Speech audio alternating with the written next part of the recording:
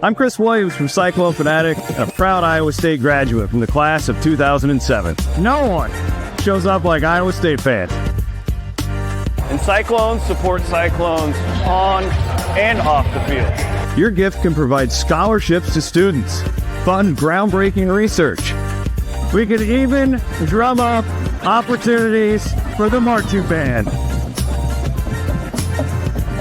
Visit MoveWhatMatters.com to learn how you can make an impact today.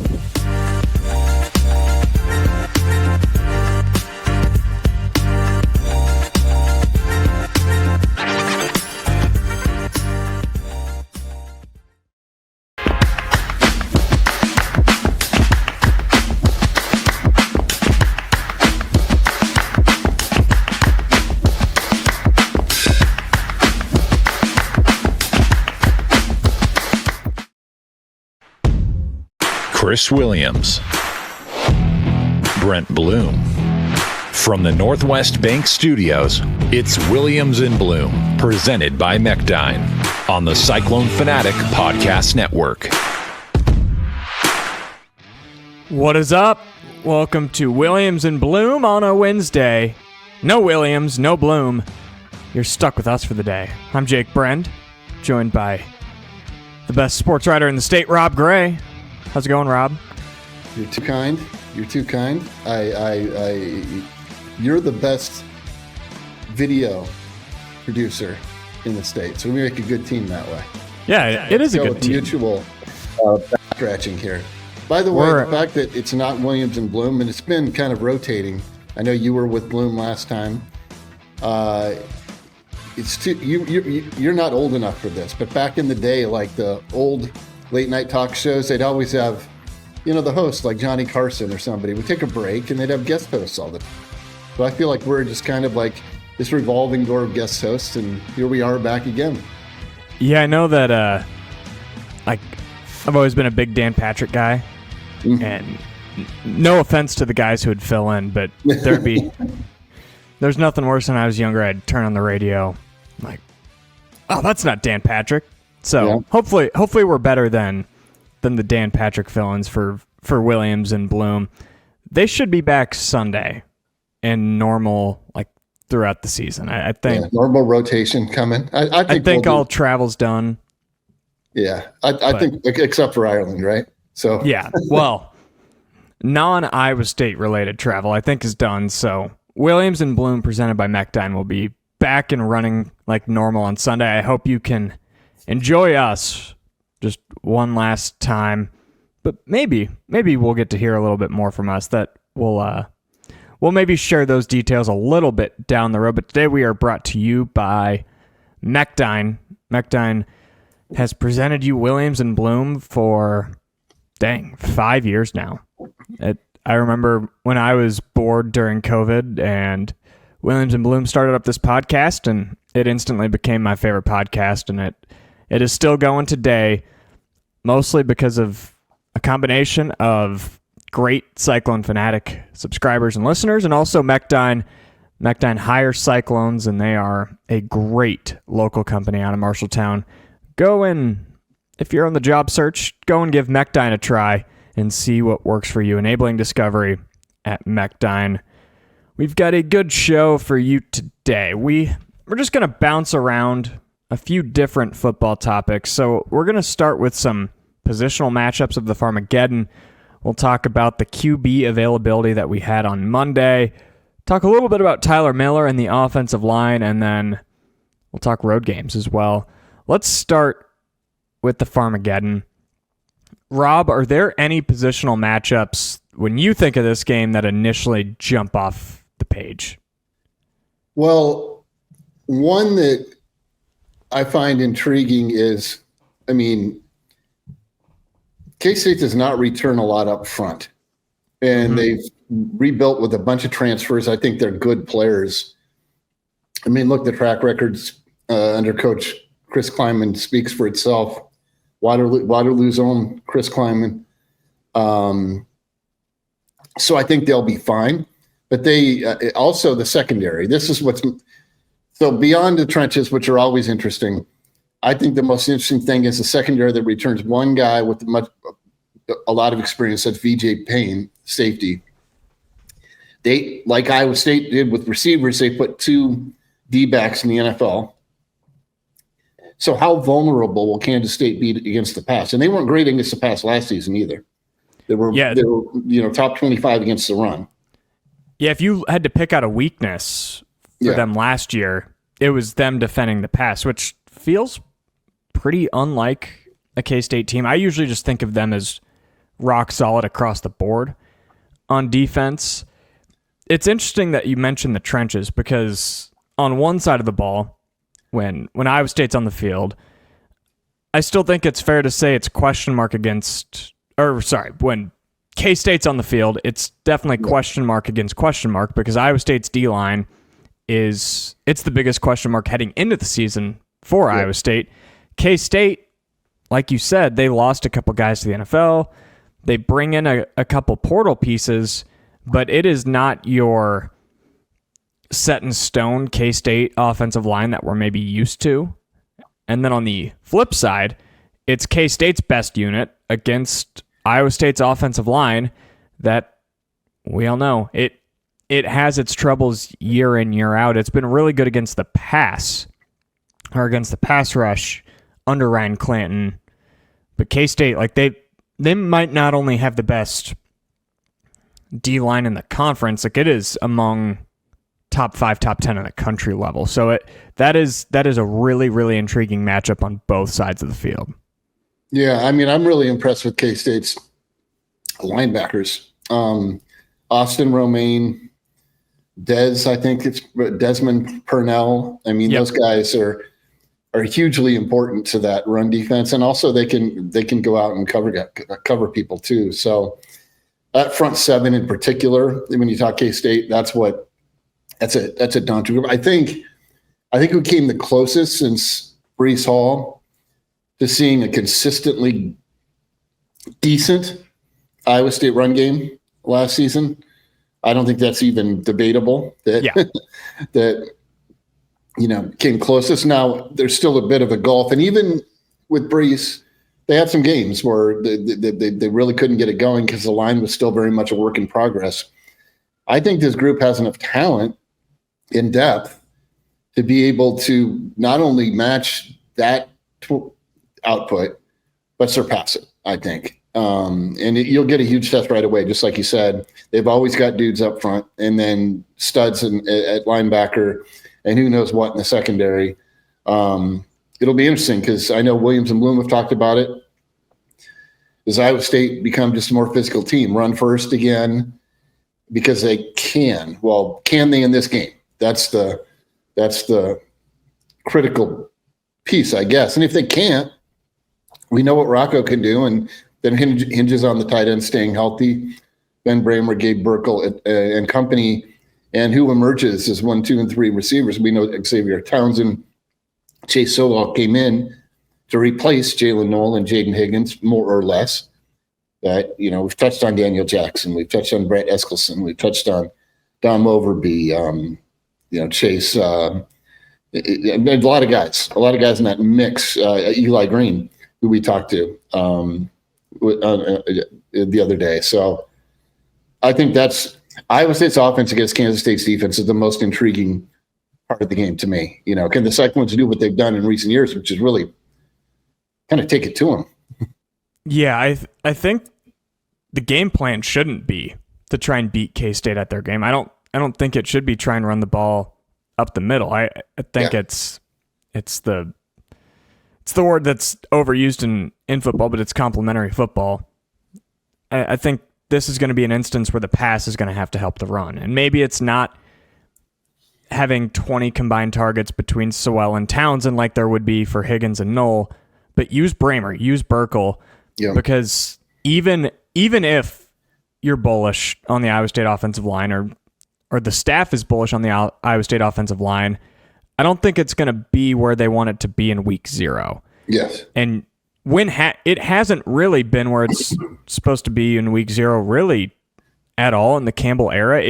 It's typically a unit that gets better over the course of the season, and they're typically starting with an FCS opponent. Mm-hmm. So you go from starting against an FCS opponent where you are bigger than everybody, you have more depth than everybody, and you still haven't really shown the ability to dominate up front like maybe people would hope. And you flip that, and now it's against K-State, and it's maybe the best defensive line you'll see all year. So I think this has to be a game plan really similar to most years where you're spreading the ball around the field against K-State. Yeah, I mean, I don't think there's any question. I think that's true for most teams. I mean, Coach Campbell often says that the unit that when you're building a program takes the longest to develop into a strength is the offensive line, just because no doubt it's such a developmental position, whether it be getting bigger, getting stronger, and recognizing scheme, having the positional versatility that Clanton preaches and most coaches do.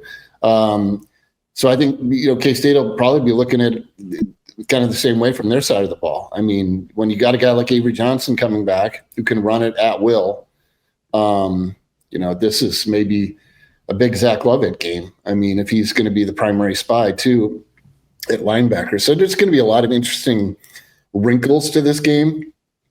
And man, we're not that far. 24 days away as we speak. We are coming up on it. I think Iowa State's run defense against the running game is really intriguing to me. When we talk receivers, I like Jace Brown. They brought in a couple nice pieces, but I still just have confidence in Iowa State's secondary, even if it's not going to be as strong right away as it was last year. But even though they lose DJ Giddens in the backfield, they bring back Dylan Edwards, and I can put myself in a time machine and go back 2 years ago. Oh, how did they replace Deuce Vaughn? Well, they bring in Giddens, and he's probably not just as good, but pretty close. K-State seemingly always has a really, really good running back, and Iowa State struggled against the run last year. A lot of that comes down to injury. A lot of that comes down to depth. Are they the more typical Haycock defense against the run? And if they are, I remember when Deuce Vaughn would be coming into Jack Trice. Oh, he's averaging 140 yards a game, and Iowa State would hold him to 30 yards. They historically have been pretty good against K-State running backs until, I mean, even last year they kept Giddens in check. So I think if Iowa State can win that battle, maybe not completely win it, but just keep it fair and make Avery Johnson beat you. We have seen Avery Johnson lose games through the air. We've seen him win them too. Yep. But there is always potential when you're putting the ball in Avery Johnson's hands for things to go very, very poorly. And that's kind of what comes with the young quarterback. Yeah, I mean, no question. Edwards is really good. They've got a guy, Joe Jackson, who's really good. And again, how is that offensive line shape up? You can say, oh, these guys were really good guys who are all transfers, but we've seen it. A lot of teams. How does it gel? How do you get a bunch of guys who, fortunately, the offensive line is not ever a group where there's a guy, or the guy. It's got to be 5 as 1 no matter what. So I imagine they'll all be cohesive and doing a good job. But you're right. I mean, very atypical Iowa State run defense. I think you can totally explain that with when Malik Verdon's not on the field or wasn't on the field. And, of course, the litany of injuries at linebacker, forcing guys in that all they could tell them to do was go out and run and play hard. They just couldn't. They hadn't done it. And so whatever they knew about the scheme and about everything, it hadn't been put into practice. So you saw that guys out of place a lot, this sort of thing. But with the added health and depth, I think you're right. I think it's going to be difficult for both teams, unless it's a weird weather game. Hey, bring in just crazy rain, and maybe Abu Sama gets a reprise of a couple of years ago in the foot of snow. Torrential rain or something, which is always possible in Ireland. But barring weird weather stuff, I think it's going to be rough sledding on the ground for both teams. And I think that plays advantage Iowa State, don't you? Yeah. Rocco, I mean, I think Rocco, it's going to be interesting because I think people think that Rocco was dependent on Jalen Nolan, Jaden Higgins, and I don't think that's the case at all. I think the offense became dependent on them because they were that good. And you had Eli Green, a 900-yard receiving guy at North Dakota State the year before, getting banged up early, getting a couple catches, not really doing anything after that. Isaiah Alston, the big play guy, didn't do anything until the bowl game, really, or maybe it was a Big 12 title game, had a couple catches. I can't remember. Late in the season, now he's gone. All the young pieces couldn't. They have flashes, right? It's big plays here and there. So, Rocco can sling it to anybody, and we saw with Bramer a couple of years ago. He gets, of course, hurt last year. Mystery maladies too for him last year, which really limited him. We saw Burkle come on and be an important part. Rocco's going to sling it to guys no matter what, and as long as that pick six percentage goes down, I mean, I take him slinging the ball over Avery Johnson any day of the week. Do you like Dots pretzels, Rob? I think they taste fine. Yeah. What are you saying? So I absolutely love Dots pretzels, and they are so addicting. But I also don't buy them because when they're in my cupboard, I'll just eat all of them in one day. Well, that's saying cheap, right? So yeah. And those are great, but it's not good for you to eat a whole bag of pretzels. Yeah. Jaden Higgins and Jalen Noel were great, but it probably wasn't great for other receivers and Rocco if there's Dots pretzels in my cupboard, I'm going to eat them.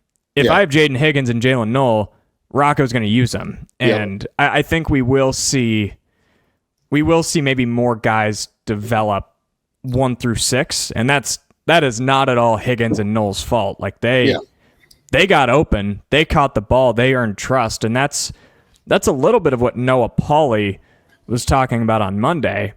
It's that, one, it takes trust to get on the field, but two, it takes trust to get the ball.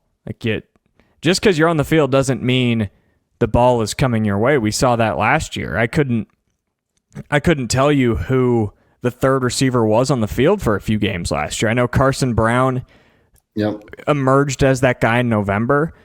Eli Green had a nice game against West Virginia, but for the most part, you'd look and be like, oh, Benny Nagoy played 15 snaps. I had no clue. Who's this Brett Eskelson guy, right? Yeah. And he had a couple of big third down catches in Cincinnati. So, yeah. Yeah, so the story for all of those guys is it's starting right now. It's developing that trust with Rocco. It's developing that trust with Mauser. Don't drop the ball in practice. Don't drop the ball when it gets thrown to you in the game, and they'll earn targets. That's kind of been my focus this week on who is that third guy to emerge. Yeah, and I think the 1 and 2 guys are really intriguing too. I mean, Townsend, of course, with the pre-existing relationship with Rocco, was going to very strongly considering coming to Iowa State. What they were going to be the 3 amigos and Greg Gaines, of course, didn't work out for him. He transferred, so it became Rocco alone, and then Townsend's sitting at UCF and goes, you know what? I'd like to go back to Iowa State and play with Rocco. So shut it down last year, and he'll be one of the best return men in the league immediately. And I think a guy that has the potential to be like a Jalen. But again, even Jalen, going back early in his career, there were trust issues there. He had a couple of high-profile drops, arguably that cost Iowa State wins or a game. We saw it. That was even Xavier Hutchinson once, and some other guys. So it's not instant impact all. Immediately, usually for these guys. But Sowell, I think, is the most intriguing guy because we just don't know him. There's no, I played 7 of 7 leagues with Rocco, like with Townsend, or we've seen Carson Brown make those plays, or Eskelson make some plays. Daniel Jackson have a game in his long and oft-injured career. Hope the best for that guy, too. I mean, it was fun to write about him for the second straight year, but hoping, it's a funny story when I walked up to him because you're getting as many people as you can, right? And we're like comparing notes. Oh, who'd you miss? And we got quite a few guys. So I think we did a good job. When I walked up to him, he said, oh, I remember you, because I'd written a big feature about all the things he went through before last season. And then he has the Achilles in fall camp. And he was all nice about it. It's like I said, man, I feel like I jinxed you. He's like, no, that's none of that. So, But Sowell, long tangent from that, I think he could really break out. I think he could be a guy that people are immediately like, wow. And one of the reasons I touched on it in the main story I did on Media Day, which is my least read story of fall camp, I think. So if anyone wants to revisit it, it's about the numbers and all that type of stuff. They offered him 9 or 0, and he chose the 0 because he wanted to, like, a nod to Jaden Higgins. Hey, he did his thing. I want to do my thing. I want to create my own legacy. Interestingly enough, Eskilsson switched to number 9. So we'll see if Eskilsson, what's his intention for this season. But I mean, just a humble guy, a mature guy, Sowell seemed to me. But I think a guy whose athleticism, I mean, you look at his yards per catch. I mean, this is a guy that could really, really turn some heads, I think, from the outset, I think. Yeah, I think when you look at Townsend and Sowell, there is a history of Iowa State transfers taking a little bit to adjust. Higgins didn't do much his first 5 or 6 games as a Cyclone. Hutchinson, he didn't really break out until that Oklahoma game. And that's where I do worry a little bit about Sowell in that history. But again, those are different offensive coordinators. Those were different times as well. Higgins was adjusting to a brand new Rocco Becht. Like, the offensive staff was not comfortable yet with Rocco. Yep. And Hutchinson, that was back in the Tom Manning days. When it comes to these two, I'd feel a little more comfortable. Like, if you had to tell me that one guy had 12 catches in week 0, I'd probably lean Townsend, just because he already has been a Power 5 player and he's already played in the Big 12. So that's where I'd lean.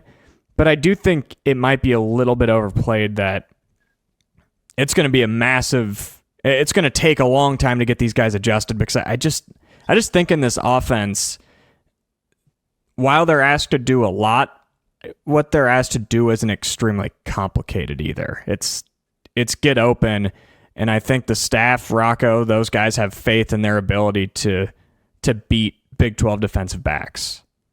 Yeah, I guess we'll know immediately if Rocco goes downfield and Jalen Noll is blanketed by 2 or 3 guys, and he throws the best pass he possibly could in there, and Jalen somehow catches it like he did in the North Dakota game, right? With 2 guys, that picture, man, of that play, how he made that catches.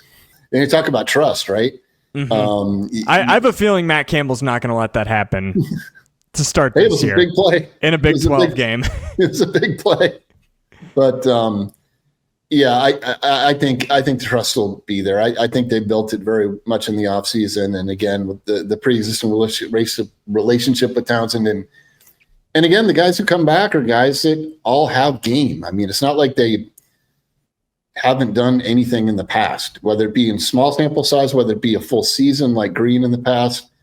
And not only the number 3 guy like you talked about, but who are the guys who fill in and are like the de facto 4 and 5, but still have a game where they get 80 yards and 2 touchdowns kind of thing. 100%.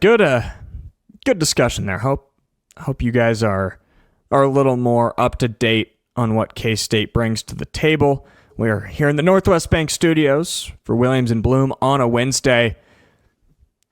I'd like to thank Gravitate Co-working. If you are still working from home and get bored or get stale in your own office, I'm really lucky to have kind of this hybrid where some days I work here in my townhome, some days I'll go over to our office in Ankeny. But if you don't have that and you don't have that option, give Gravitate Co-working a chance, and you can go and work remotely in an office space and be more productive. I'd also like to thank Kelderman Manufacturing. Rob is currently in our studio that's under construction, and part of that is because we are completely redoing it, and Kelderman is a big help in that. We're going to have some sweet signs in our new look Northwest Bank in-person studios. That should be hopefully good to go before the season. If you need any signage, any work done to your truck, Kelderman down in Oski is your place to go at Kelderman Manufacturing. He does great work, and he is a one-of-a-kind dude. So we'll keep talking football, and we'll go positional. We talked to quarterbacks coach Jake Waters on Monday, and we also talked to backup quarterback Connor Moberly. It was the first time that I had talked to Moberly since his time at Southeast Polk as a back-to-back-to-back state champion starting quarterback. And Moberly won the backup job last year outright as a freshman and beat J.J. Cole, who had a whole nother year under him. And Waters just said, yeah, Moberly, he made the plays in fall camp, and that's mostly what's led to him, I guess, retaining that backup job. Alex Mansky, the true freshman from Algona, the staff is really high on. He did have elbow surgery last October and missed the last part of his senior year of football, and then missed pretty much most of the spring. So he's behind, and it's a Rocco and then Moberly Mansky quarterback room. Rob, what were your takeaways from meeting Moberly? I'm sure for the first time for you. Yeah, I mean, he's well, I'll go with Waters first, I feel like, because I think he said, obviously with a guy who's a redshirt freshman, it's still a work in progress in developing, quote unquote elite traits consistently, being that way. But well, he did everything that was asked of him last season. I mean, yeah, his passing numbers aren't great, but it was mostly mop up duty or in a tough situation like against Arizona State, but he's got a strong arm. We saw it, an accurate arm. We saw it in high school, and I think it translates. But his ability to run, I think, is better than advertised. I know they thought he'd give them that dimension, but he's pretty fast, and he's got an elusiveness. Now, we saw Rocco develop that too, where it looked like he wasn't going to be that type of guy, and when they needed him to be that guy, he did it as well. But I think it's a perfect situation for Mansky, who Waters raved about, and as you mentioned, the staff is really high on him for good reason, right? I mean, all the accolades that he's received.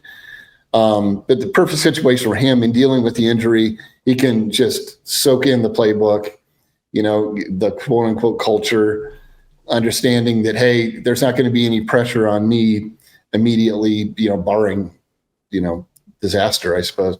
So it's like with the whole team, and I sensed this last season too, early on, there's a real comfort level I feel like these guys have with each other. And I know they're not the only program that talks about this Mudita stuff, the having genuine joy for others, and really living that, motto or word or whatever out. And that's been out there, and they've talked about it for a couple of years now, and other programs too. But I mean, I think that has helped lead to this quiet confidence they project. The players project, and I think the coaching staff projects as well, that they're not sugarcoating anything, but they think they've got another team that can contend, and we'll see. A lot tougher schedule, all that stuff, but that's true. It's true in the quarterback room as much as anywhere else in the program. Yeah, in the quarterback spot, it's the same everywhere. It's the hardest place to be a backup because typically your quarterback isn't getting a blow. Like a receiver, he runs a 40-yard go route. He's probably going to come out of the game for a snap or two and catch his breath. That just doesn't happen with the quarterback. So you are only going into the game if something bad happens. The quarterback has to do something bad to get benched or get hurt. That's pretty much the only, or have his helmet knocked off. Like those are pretty much the three outcomes that a backup quarterback comes into the game, and none of them are good. So it's all just a matter of staying ready. And I think it's good that Iowa State has a guy like Moberly. He only had one other offer out of high school, and it was UNI.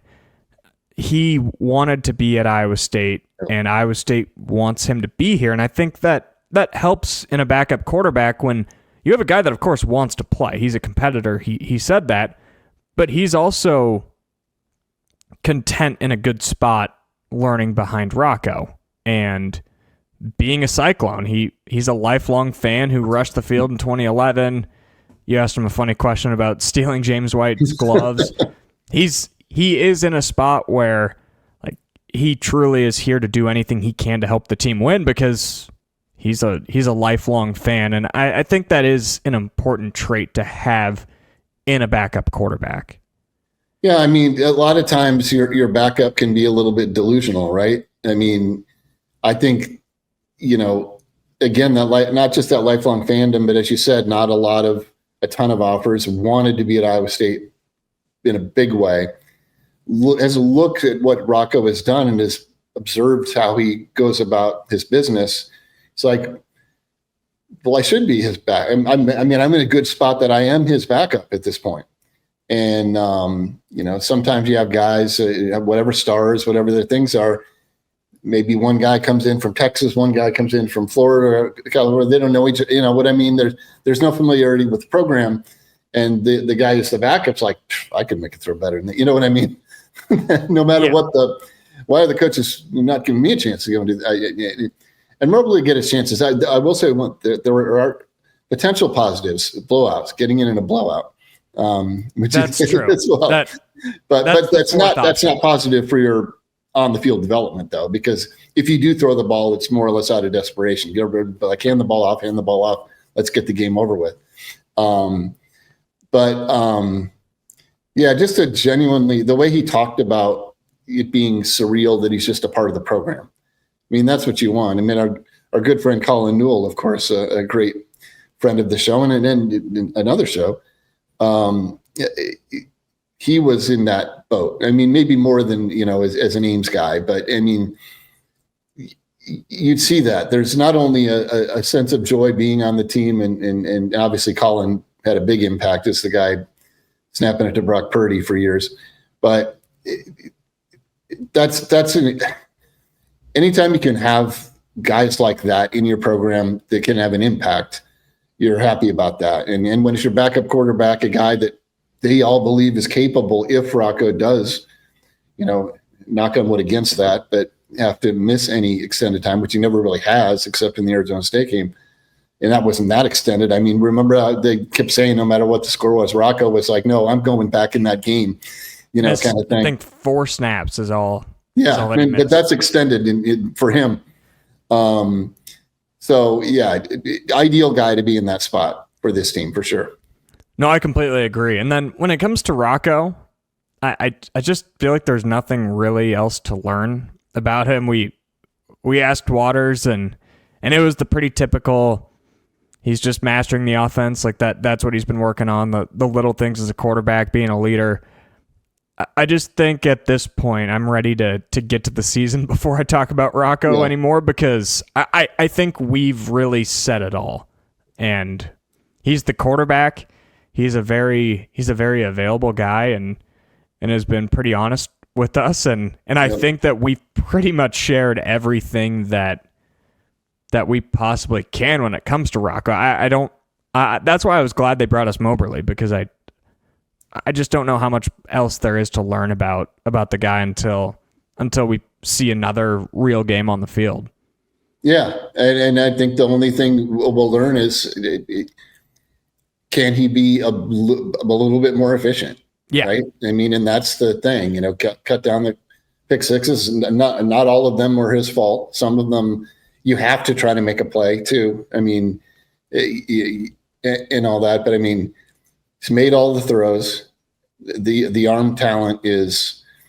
I don't think it was, even though his statistically his completion percentage is a little bit better as a redshirt freshman and all that. But the throws he made last season, there were borderline spectacular at times. Yes. Just the precision and the arm strength to go along with it. So, I mean, right, there aren't a lot of question marks to him. It's just other than can he be elite across the board, and not just like real nice touchdown interception ratio, but an elite touchdown interception ratio kind of thing.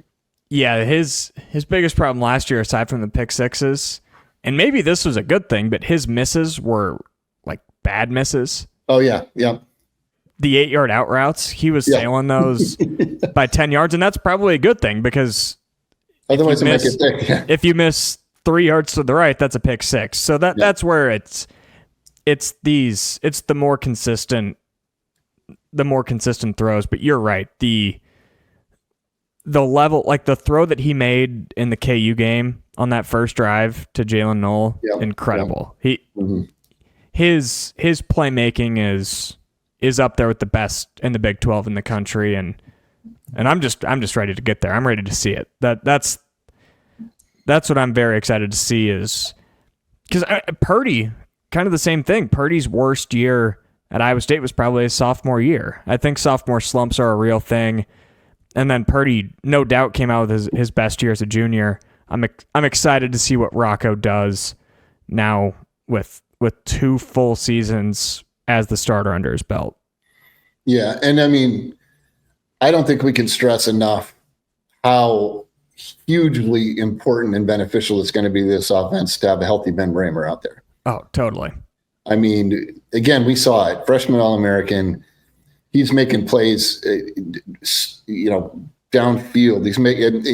He's a true wide receiver tight end, and with him back, Burkle emerging, the other guys in that room, we talked about the young guys like Alexander, and then don't discount Carson Hansen out of the backfield, a couple touchdown catches for him, does Sama develop a little bit in that way? Do some of the new guys, Peppers or Dylan Lee, redshirt freshmen, can they give you that sort of third down receiving back kind of thing? So, I mean, Rocco's going to have, as he said on Media Day, as deep an array, as deep a stable of pass catchers, from 3 positions groups as he's ever had. It's just like we circle back to who's going to emerge are the guys we think going to solidify as wide receiver 1 and wide receiver 2. And will there be a clear 3? And if there's not, that's okay, because they can all chip in here and there.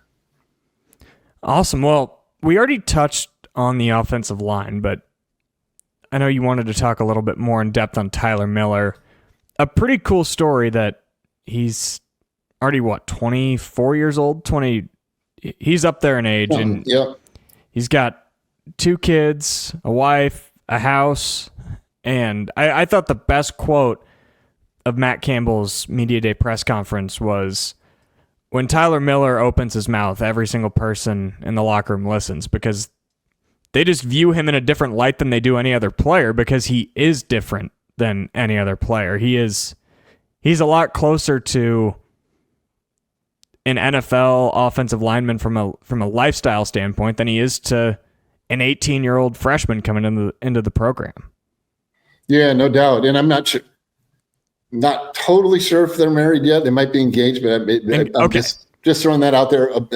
Apologies to Tyler if it was one way or the other. I'm just saying I seem to remember maybe saying something like they're engaged. But I mean, talk about a reality check. And I mean, our friend Tommy Birch over at the Register did a really nice feature, talked to Tyler's dad just about what it's like. I mean, I think in Tommy's story, it said at one point, Tyler and his then girlfriend were living in a trailer they had to fix up, and I talked to him a little bit just about being a young dad, even though he's an old college football player.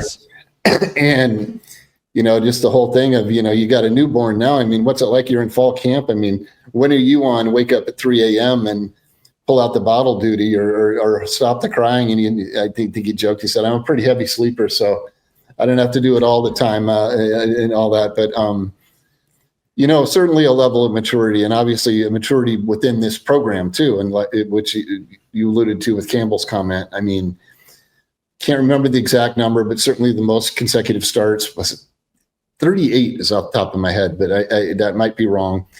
Leads the team in that area. Has really developed. I mean, it's had the body the whole time. They've been raving about Tyler Miller's body and his ability to move ever since he got on campus as a freshman. So it's just I don't want to say a feel-good story. It's an inspiring story for a guy that can, always there academically. It's become truly a really, really good offensive lineman over time and became a serviceable offensive lineman almost immediately. and juggling that. You know, got 2 young kids, a family, a true family outside of mom and dad and siblings. To have a guy like that leading a room, and now you got brothers, right? The Barrett brothers. You know, Dylan's brother comes in. I have a feeling that room feels as good as it's felt under Campbell, and Tyler Milley is clearly the leader of that room, and it's just interesting to pick his brain a little bit just on what it's like to have 2 kids at this. I joked with him. I said, you know, I was almost 40 when I had my second kid. He's like, well, yeah, I got kind of a head start on people, you know. He said, but just an easygoing guy when you talk to him, but you know when he's on the field, he's anything but. Yeah, it's that room is an interesting dynamic, because you do have to replace Jalen Travis, who was their best offensive lineman a year ago, but they pretty much bring back everybody else. The Barrett brothers, Tyler, you'll have probably Brendan Black at one of those guard spots. We'll see. Yep. I know there's maybe Neal is the left tackle. There's a lot of question marks on how it plays out, and as we know, Iowa State's offensive line never really looks the same year to year. You'll see a guy go from guard to tackle to center, blah, blah, blah. So I'm interested to see how that plays out and who fits where, but we do know that Tyler Miller is a mainstay on that unit. Yeah, and you know, Jim Boniface started at center a couple years ago. Yep. Get him in that mix. Morrow. I mean, you just got a lot of guys who have played a lot of snaps and have starting experience. And when James Neal is clicking, that guy is a beast. Now, the issue with him his whole career has been when he's not clicking, it's a concern, you know. But 100%. We talked to him in the offseason, and it sounds like he's just feeling as good as he's ever felt. So, again, it's a unit that every year, I think, Williams and Blum joke about it on the show. It's like they get killed because it's like, oh, maybe this is the year the offensive line really is consistently, and then people are like, oh, you're hyping the offensive line, or it did this and did that. I think we're seeing Clanton's stamp. You know, it's not just a faint mark on the program now. It's deep. You know, it's embossed. And his track record, I think, speaks for itself. And now in year 3, I think this group is poised to take that next step from, they're okay, to this is a good group that can do a lot of things to facilitate a productive offense. Yeah, and if there's a year to do it, it's this year.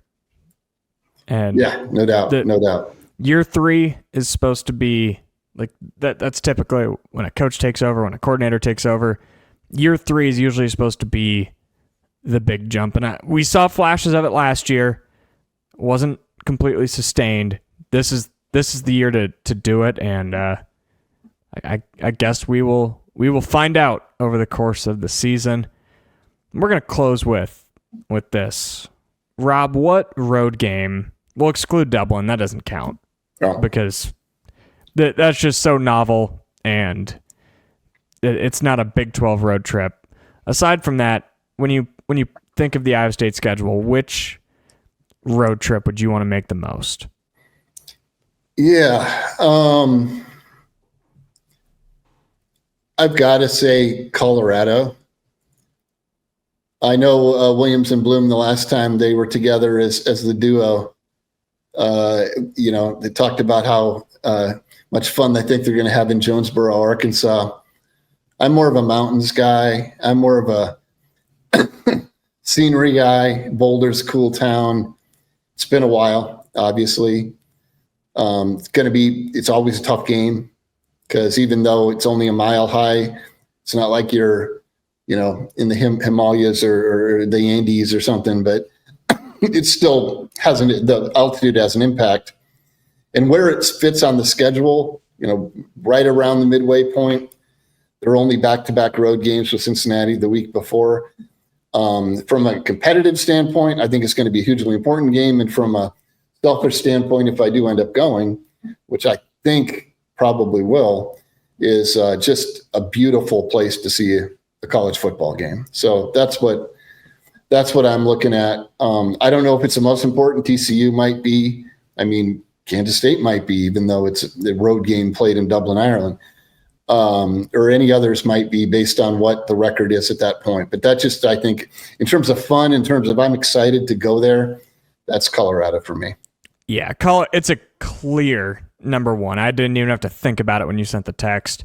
I try to go to Colorado once a year, every other year to catch a Nuggets game. I've been to Boulder a couple times. Just a really, really cool college town.